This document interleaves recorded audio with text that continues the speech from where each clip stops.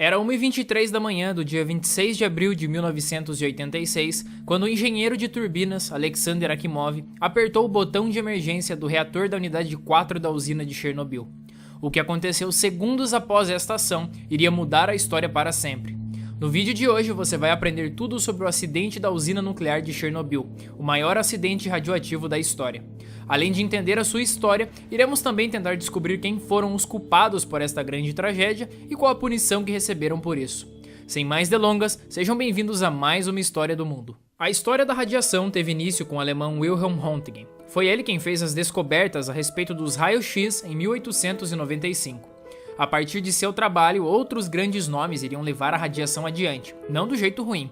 Marie Curie e seu marido Pierre foram responsáveis por aprofundarem as pesquisas neste campo e descobriram 3 novos elementos: tório, polônio e rádio. As ondas emitidas por estes elementos químicos foram chamadas de radiação. Sua descoberta de que o rádio fosforescente destruía as células humanas doentes mais depressa do que células saudáveis iria revolucionar a indústria no começo do século XX. A partir deste período, a radioatividade iria se tornar uma espécie de febre e tratamentos médicos que prometiam milagres começaram a surgir. Até a década de 40, a população não fazia ideia do quão perigoso o elemento rádio podia ser. Afinal de contas, medicina era apenas uma de suas utilidades mágicas, e a mais interessante para as grandes potências era a energia.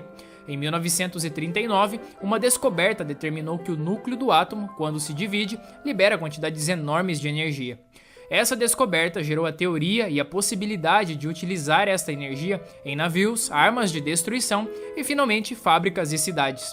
Com o avanço das pesquisas e armamentos nucleares pelos americanos, o governo soviético não demorou a dar início ao seu próprio programa nuclear. Em 1948, a União Soviética colocou em operação o seu primeiro reator produtor de plutônio em Mayak. Apenas um ano depois, eles testaram sua primeira bomba atômica no deserto do Cazaquistão. Nos anos posteriores à Segunda Guerra Mundial, o uso de energia nuclear voltou-se a aplicações civis. Em 1951, o pequeno reator experimental 1 se tornou o primeiro reator gerador de energia elétrica do mundo, sendo capaz de acender a assombrosa quantia de 4 lâmpadas. Com o passar do tempo, os Estados Unidos iria criar várias usinas nucleares, e na União Soviética a situação não seria diferente. Quer dizer, na questão de segurança, com certeza seria. A usina nuclear de Chernobyl começou a ser construída em 1970, perto da fronteira norte da Ucrânia, a 15 quilômetros da cidadezinha de Chernobyl. O local escolhido era uma ótima localização, já que ficava a uma distância segura da capital e próximo do rio Pripyat, que daria disponibilidade de água. Ao mesmo tempo em que a construíram, também era levantada a 9ª cidade atômica chamada Pripyat. A cidade, localizada a apenas 3 quilômetros da usina, iria abrigar os 50 mil funcionários e também suas famílias. Quem supervisionou a construção desse projeto foi o especialista em turbinas Viktor Bryukhanov, que seria nomeado diretor de Chernobyl. Devido à falta de suprimentos e equipamentos, a entrega do projeto acabaria sofrendo 2 anos de atraso. Somente em 1983 é que as 4 unidades estariam prontas com seus respectivos reatores. O modelo destes reatores é uma grande parte dessa história. Tratava-se de um modelo projetado pelos soviéticos, o chamado RBMK-1000. Este reator trabalhava com um moderador de grafite e resfriamento à água fervente, algo que para sua época já era ultrapassado. No entanto, era barato, potente e de fácil construção.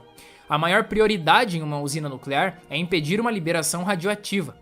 Sendo assim, é necessário uma cultura de segurança que preveja todos os problemas possíveis. Em uma usina nuclear moderna, existe um escudo metálico quase inquebrável envolvendo o reator, chamado de vaso de pressão. O RBMK não usava o vaso de pressão devido ao seu custo elevado. Ele apenas utilizava concreto armado que contornava os lados do reator com o chamado escudo biológico, em cima e embaixo. Além deste corte de gastos, o projeto do reator também teria outras falhas, como a falta de um edifício de contenção e também um defeito fatal que levaria à tragédia. Em novembro de 1975, um acidente na usina nuclear de Leningrado revelou um defeito grave no sistema de segurança do RBMK. Durante este acidente, o reator atingiu o dobro de sua potência estimada controlável, e quando os operadores tentaram utilizar as varetas de controle, que são cilindros compridos compostos de boro e grafite, que regulava e diminuía os níveis de energia do reator, nada aconteceu, e a velocidade da potência só aumentava. Felizmente, o defeito não levou a um acidente sério, mas as indicações de uma comissão do governo para a revisão de todo o projeto das varetas de segurança jamais foi levada a sério. O preço seria alto. Em 26 de abril de 1986, alguns minutos após 1 da madrugada, foi dado início a um teste na unidade 4 de Chernobyl. Os operadores iriam testar um dispositivo de segurança que permitiria que a unidade se alimentasse sozinha durante mais ou menos 1 minuto em caso de uma queda de energia total. Naquela madrugada, estavam trabalhando 176 homens e mulheres na usina e mais 286 operários na unidade 5 logo ao lado que estava sendo construída. Inicialmente, esse teste estava marcado para o dia 25 no período da tarde. No entanto, o engenheiro-chefe da usina, Nikolai Fomin, adiou para um horário onde não houvesse pico de energia pelo consumo da cidade. O pessoal da tarde recebeu as instruções para realizar o teste. No entanto, com o adiamento, acabaram deixando para a turma da noite, mas eles também foram embora, deixando para a inexperiente equipe da madrugada, que iria se guiar por um pedaço de papel rabiscado com instruções deixado pela outra equipe. Meia-noite e 28, o engenheiro de controle do reator, Leonid Toptunov, cometeu um erro ao mudar a chave do controle manual para automático, fazendo com que as varetas de controle descessem mais do que deveriam dentro do núcleo. Com este erro, o nível de energia ficou tão baixo que iniciou um processo de envenenamento do reator. Apesar de grave, se o teste tivesse parado por aqui, as coisas não seriam fatais. Mas graças a um homem chamado Anatoly Dyatlov, o subchefe naquela noite, o teste não parou. Toptunov e Alexander Akimov, chefe de turnos da unidade, se recusaram a continuar o teste, já que claramente violava os padrões de segurança. Dyatlov, após ficar zangado e brigar com os dois, conseguiu com que continuassem o teste. À 1 da madrugada, a dupla conseguiu subir um pouco a potência do reator, retirando metade das varetas de controle. Mas, como não era suficiente, eles desligaram os sistemas automáticos de segurança e ergueram manualmente mais varetas até restarem apenas 8 varetas de controle de energia totalmente inseridas. Em condições normais, os sistemas de segurança já teriam desligado o reator várias vezes. O nível desejado de energia para o teste ainda não havia sido atingido, e Dyatlov fez com que continuassem, mesmo com toda a instabilidade. À 1h23 da manhã de 26 de abril de 1986, Alexander Akimov tomou a decisão de pressionar o botão de emergência para iniciar um desligamento rápido. Isso fez com que todas as varetas de controle começassem a lenta descida para o núcleo. Sua decisão humana iria somar-se a uma falha mecânica que mudaria a história. O projeto do reator tinha um defeito fatal. No momento em que a parte de grafite da vareta começou a entrar no reator, houve um aumento na produção de calor e vapor. Este calor fraturou os canais das varetas, que fez com que 200 varetas ficassem alojadas no centro do reator nuclear. Apenas 4 segundos após pressionar o botão de emergência que deveria reduzir a energia do reator, a produção de energia, pressão e calor do combustível aumentou drasticamente. 18 segundos após, o vapor sobrecarregou totalmente a unidade 4 de Chernobyl, e uma explosão de vapor ergueu o escudo biológico de 450 toneladas, deixando o reator nuclear exposto. Apenas uma fração de segundo depois disso, uma reação ocasionou uma segunda explosão, que fez com que 50 toneladas de combustível nuclear fossem evaporados e arremessados na atmosfera, formando uma nuvem tóxica que se espalharia por diversas regiões. Um operador de bombas perdeu a vida instantaneamente com a explosão. Dyatlov mandou 2 jovens baixar manualmente as varetas de controle, já que ele tinha certeza de que nada sério havia ocorrido. Os jovens foram de encontro à morte.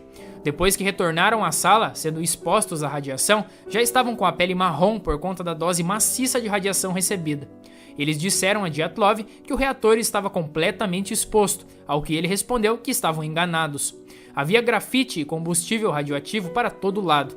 Os bombeiros chegaram logo para tentar combater o fogo do núcleo. Estes homens imediatamente foram expostos a um nível também fatal de radiação, já que não foram avisados do perigo e sequer tinham treinamento para essa situação. A partir daqui, decisões políticas do governo soviético tornariam a situação muito pior do que já era. Desacreditando dos níveis de radiação, Bryukhanov relaxou. Ele e outros membros do Partido Comunista local se reuniram para discutir a evacuação de Pripyat. Com medo da repercussão, foi informado a Moscou que o reator estava intacto e que o acidente não era tão grave. Constantemente, Dyatlov, Fomin e Bryukhanov negaram as medições e relatos de seus homens sobre a seriedade do acidente. A decisão oficial naquele momento era de não alertar ninguém, inclusive os moradores de Pripyat, que um dia após o acidente estavam vivendo a sua vida normalmente a apenas 3 quilômetros da usina, enquanto eram bombardeados com radiação. Os poucos moradores que tentaram sair da cidade descobriram que a polícia havia bloqueado a passagem. Foi somente no dia 27 de abril que a cidade começou a lentamente ser evacuada. Ao todo, em 1986, foram evacuadas 116 mil pessoas das regiões próximas ao acidente. A equipe de resposta foi liderada pelo cientista Valery Legazov. Foi ele quem convenceu ao partido de que a cidade deveria ser evacuada e todas as medidas de segurança nos próximos meses viriam em boa parte de seus esforços. 129 homens e mulheres receberam doses fatais de radiação, e chegando aos hospitais, também iriam indiretamente ceifar médicos e enfermeiros. O mundo só teve notícias sobre Chernobyl no dia 28 de abril, quando uma usina na Suécia, a mais de 1000 quilômetros, achou que uma bomba nuclear havia sido detonada. No final da tarde, outros países também notificaram níveis altos de radiação, o que fez com que finalmente os soviéticos dessem um breve comunicado dizendo que um acidente havia ocorrido. As tentativas de conter a radiação e seu perigo iriam tomar anos e anos. Helicópteros despejaram 5.000 toneladas de areia dentro do reator. Com a extinção das chamas perto da usina, começaria a limpeza do local por equipes chamadas de liquidadores, que também seriam expostos a doses fatais de radiação. Com medo do derretimento do núcleo e seu contato com o lençol freático na Terra, 3 voluntários desceram no subsolo inundado de água radioativa para destravar válvulas de água em uma missão suicida. No mês seguinte ao acidente, mineiros seriam recrutados para uma operação que consistia em cavar um túnel que abrigaria um resfriador para o reator. Os mineiros, que trabalharam 24 horas por dia, estavam expostos fatalmente o tempo todo. O isolamento da unidade 4 seria feito com o chamado sarcófago, uma estrutura gigante de metal que envolveria todo o reator e que necessitou que homens apelidados de biorobôs limpassem manualmente pedaços de grafite no telhado antes de selarem a unidade completamente. Com a construção do sarcófago em andamento, a atenção se voltaria em julgar e encontrar os culpados por este acidente. Esta parte da história é nebulosa e cheia de mentiras. Mentiras que o governo soviético achava necessário contar para proteger-se contra uma reação negativa contra a energia nuclear e sua imagem. Entre os possíveis culpados estavam os operadores da sala de controle, cientistas do Instituto de Kurchatov que projetaram a tecnologia do reator, ministros de construção de máquinas médias que aprovaram o reator mesmo ciente das falhas e membros do Comitê de Segurança da Indústria de Energia Atômica.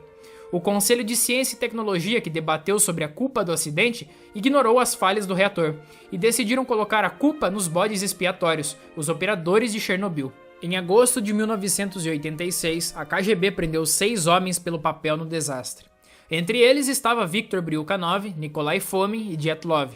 O cientista Legazov apresentou em seu relatório as diversas falhas de todo o projeto do reator. No entanto, a única parte do seu relatório levada em consideração foram as críticas aos operadores, que acabaram levando a culpa toda sozinho. A grande ironia da história é que os homens que conduziram o julgamento e investigação eram os mesmos que projetaram o reator defeituoso. Legazov, que por anos tentou publicar artigos para uma reforma na indústria nuclear soviética e teve seu material confiscado e censurado, acabou tirando a própria vida no segundo aniversário do desastre. Segundo dados oficiais do governo soviético, 30 homens e uma mulher morreram em decorrência direta do acidente. O número real de mortos ao longo prazo é muito debatido, e devido à variação destes números, prefiro dizer que milhares e milhares de pessoas morreram de problemas relacionados à radiação, seja meses ou anos após o acidente. A consequência econômica do acidente foi catastrófica, já que ele é tido como um dos principais catalisadores da queda da União Soviética. A história do acidente nuclear de Chernobyl é uma lição de que a negligência e uma perfeição construída sob mentiras tiveram um custo alto que levou milhares de inocentes consigo. Se você gostou do vídeo e aprendeu com ele, deixe o seu like e comentário para ajudar o canal a crescer cada vez mais. Se ainda não é inscrito, clica no botão e siga o Instagram do canal que está na descrição. Por hoje é só e espero vocês na próxima História do Mundo. Até lá!